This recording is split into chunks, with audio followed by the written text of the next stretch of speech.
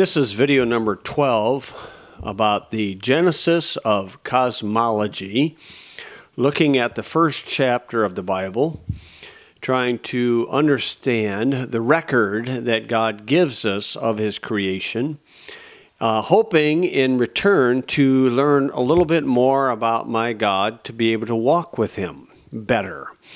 Romans 1 verse 9, it says, "Because that which may be known of God is manifest in them, for God showed it unto them." Okay, how did He show it to us?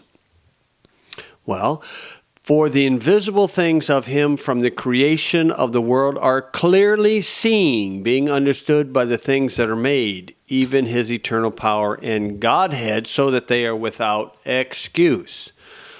Okay, so the idea is to learn more about God by studying His account, His record of the creation story. Okay, and that's my intended motive. Learning from the scriptures, but yet using valid science. Science is something that I personally observe to verify some things that I see written in the record account of God Himself. You see, a thorough teacher researches and then offers options to others, what you learn in the process. In Genesis 1 verse 14, he writes this, "And God said, Let there be lights in the firmament of heaven to divide the day from the night, and let them be for signs and seasons and for days and years. And let them be for lights in the firmament of the heaven to give light upon the earth. And it was so. And God made two great lights, the greater light to rule the day, and the lesser light to rule the night. He made the stars also. And He set them in the firmament of heaven to give light upon the earth, and to rule over the day and over the night, and to divide the light from darkness. And God saw that it was good, and the evening and the morning were the fourth day. Okay, so this is the account that God gives about the sunlight, moonlight, and starlights. Okay, and so we read that account and try to figure it out. Okay, for a long, long time, this is what was understood by the Hebrews as far as the description was. And then in around 1500, late 1400s, a fellow came up with this idea. It's called the heliocentric model. A guy named Copernicus. And what he proposed here is that the sun was speeding through the galaxy at 583,000 miles per hour, and the planets are dragging along with it by gravity, and the planets are speeding and spinning and spiraling around this sun through the galaxy. Now, that was first proposed by Copernicus, and the Jesuits of Rome encouraged him to publish his accounts. Now, it took a long time for this to take hold. Even in the early 1900s, people were still objecting to it. Okay, but then another alternative is what Mr. Gleason, and you see here on the screen, the Gleason's New Standard Map of the World. Now, this is a circular shape, and what he has on here in the center would be North Pole, and toward the edge would be the South Pole. So the whole outer edge would be the South Pole of an ice wall that keeps the water in. So if you move toward the center, you're going north. If you move toward the outer, you're going south. And then, of course, you go east and west. That's how Mr. Gleason depicted it. Another gentleman put it this way, where he had the square and stationary earth, Mr. Ferguson out of South Dakota. And you can see where in the Bible it says the four corners of the earth, or fly in an airplane over Colorado. You'll see a round circle like this with an irrigation system, where the circle, they can't get the corners with the irrigation system. And so you'll see something like this. Now, this is how he tried to figure it out. okay, where he did put the ice wall on the outside, North Pole's on the inside. You know, that concave idea, I'm not so sure about that, but that's how he depicted it. Okay, then again, here's a more of a rough sketch of what the Hebrews put. You see ancient Hebrews' conception of the universe, okay?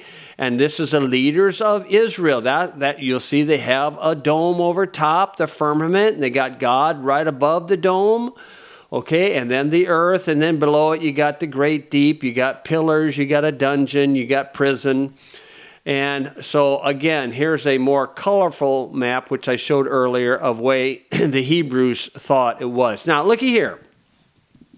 Here's the United Nations flag.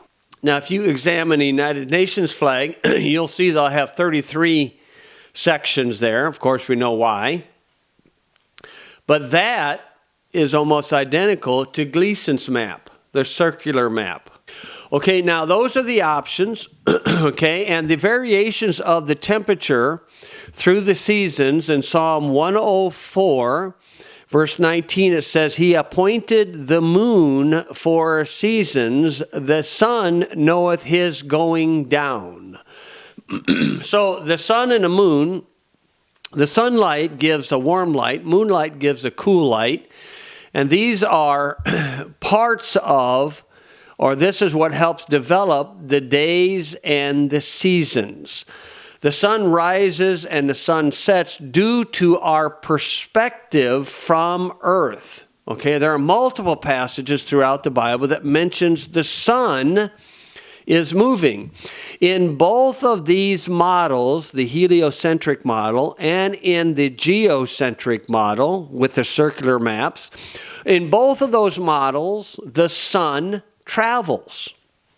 It's just that one says the sun is traveling out into a galaxy, dragging the planets along with it, and the other model has the sun traveling in circuit over the earth. Now, it mentioned three times in the Genesis 1 description that the lights were within the firmament. And if the firmament like a dome, you know, it appears to be a double-paned glass dome. That's what it appears to be because the lights are inside of it. So underneath the open part under the dome would be first heaven. Inside the double-paned glass would be the second heaven where the sun, moon, and stars are. And then right above it would be the throne of God, the third heaven. The throne of God, not as far as people think it is. Ezekiel 10, verse 1 shows that there's a throne right above the firmament. In Deuteronomy chapter 26, verse 15, it says, Look down from thy holy habitation from heaven and bless thy people Israel. Okay, so the Lord is just not as far as some people think he is, and this may be one of the motives of this other model to make God seem much farther away. Okay, the path of the sun traveling over the earth, Mr. Gleason at the bottom corners of his circular map, or his map of the circle of the earth, he tries to depict in the bottom what the pattern of the sunlight would be if the sun traveled in circular motion. The first one is the June solstice, where you can see in the center would be the North Pole, and then the North Pole would have the light and everything. For the December solstice, okay, you can see in the North Pole it doesn't have much light, and the light never goes beyond 80 degrees latitude.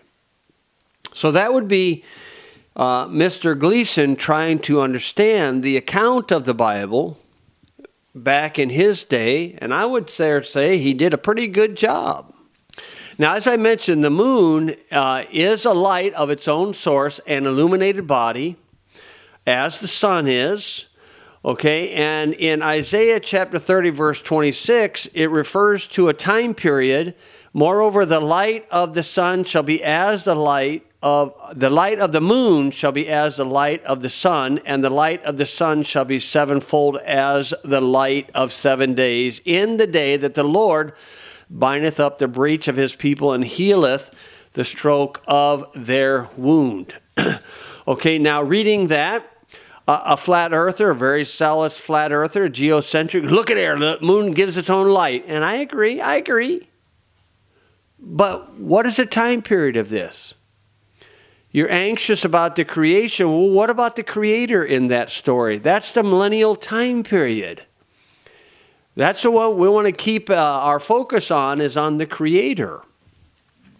In Habakkuk chapter 3, verse 11, the sun and the moon stood still in their habitation.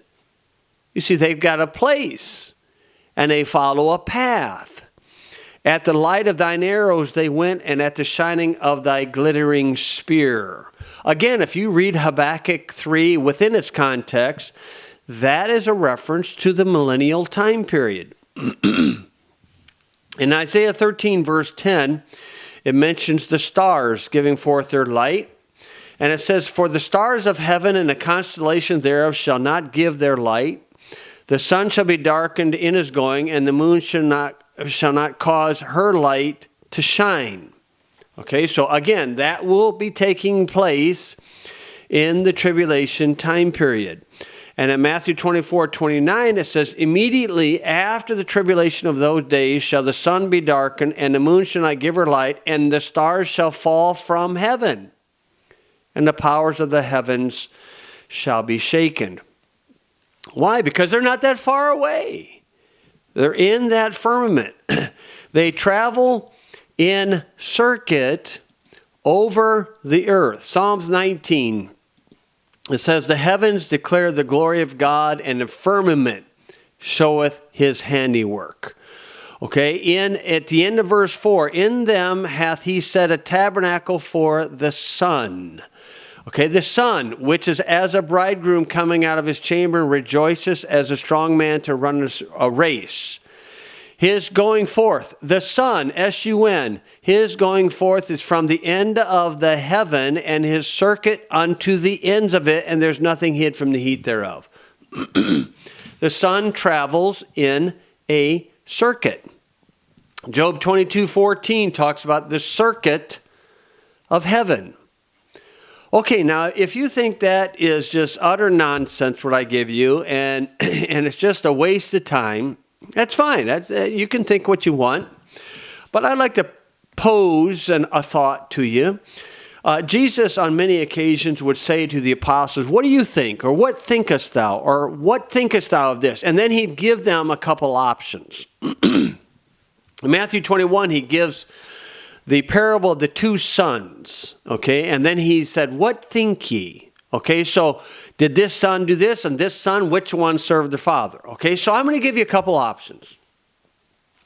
In Joshua 10, verse 12, Joshua was in a battle. It is a picture of the second coming of Christ, if you look at the Bible doctrinally.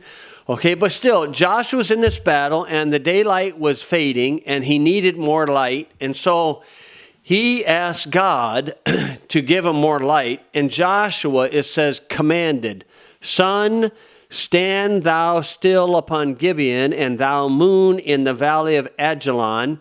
And the sun stood still, and the moon stayed about an whole day. Okay, now let's go. It's not a whole day, it's about a whole day. Now, the completion of the whole day was completed with a sign that was given to Hezekiah. In Ezekiel 38, verse 8, Hezekiah asked for this sign. He says, behold, I will bring again the shadow of the degrees which is gone down in the sundial of Ahaz 10 degrees backwards.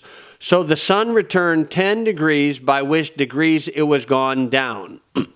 Okay, so that's 2 Kings 20, verse 9 through 11, and Isaiah 38, 8. So we have one, Joshua said, sun stand still, moon stand still, and the Bible records that they did. The other, with Hezekiah, his sun stop and reverse, and 10 degrees, which is about 40 minutes, which would complete the 24-hour period. Okay, so here's your choices. Do you believe Copernicus and the Jesuits model, where the sun is traveling 583,000 miles an hour, the earth is spinning at 1,000 miles an hour, and speeding at 66,000 miles an hour? Okay, when this took place with Joshua, he was an ignoramus. He didn't know that this was taking place. He didn't have wonderful NASA. He didn't have the wonderful, pictures that we see, the fish islands and everything. He didn't have all that advantage. So God, in Joshua's foolishness, God stopped the sun from speeding at 483,000 miles an hour. Okay, maybe I said earlier 583, but I think it's 483,000 miles an hour, give or take, a couple 100,000. But did God stop the sun and the earth from speeding and the earth from spinning? Okay, did God do that?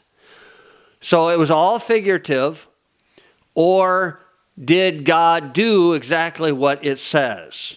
Because the sun travels in circuit over the earth. Now, if you're going to accept the heliocentric model, if you go to the great scientist, the all-knowing scientist Neil deGrasse Tyson, I would call him Peel deGrasse Bison. Peel that grass, bison.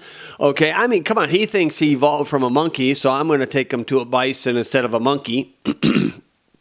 Now, Neil deGrasse, and below the video I'll have the link where he talks about if the earth stops spinning, it's only like a 3 or 4 minute video, that's it.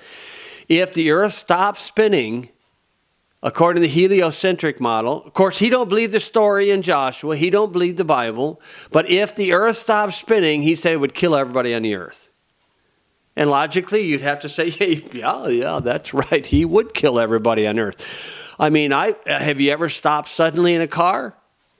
Have you ever stopped in a car and jammed it in reverse and then felt that force? I mean, I've baled hay before, standing on the wagon, the tractor's moving 1 mile an hour, if that. And then the guy in the tractor hits the brakes. Man, it's hard to stand up with 1 mile an hour. And we're talking 483,000 mile an hour, plus 66,000 mile an hour, plus 1,000 mile an hour spinning. I would understand it's easier to have the sun stop about a whole day and then have the sun stop and reverse 10 degrees where nobody on earth is injured. You see, now, if a person wants to believe the heliocentric model, you're going to have to, if you're honest, you're going to have to admit it's a belief. It is a belief that is not based upon scientific observation, personally. It's not. Okay, and so due to perspective, it looks like the sun is setting and rising from our perspective. Okay, but the path of the sun, according to what the Bible records, it's moving in a circular pattern over the circular stationary earth.